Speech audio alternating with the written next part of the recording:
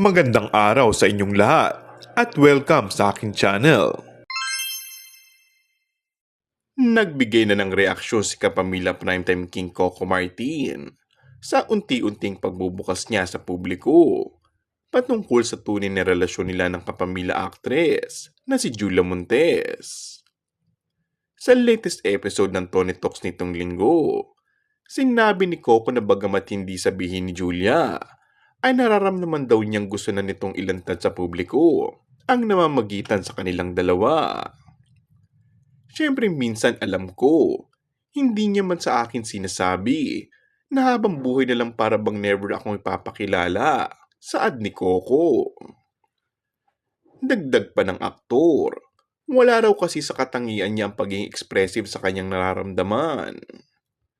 One time umano, yung sa Saving Grace, pumunta ako doon na may bulaklak. Ayaw ko na ako mag-abot sa kanya, hindi ko personalidad. Sabi ko talaga, iabot nyo na. Pero syempre, gusto nila na ako ang mag-abot. Parang ang awkward sa akin, aniya.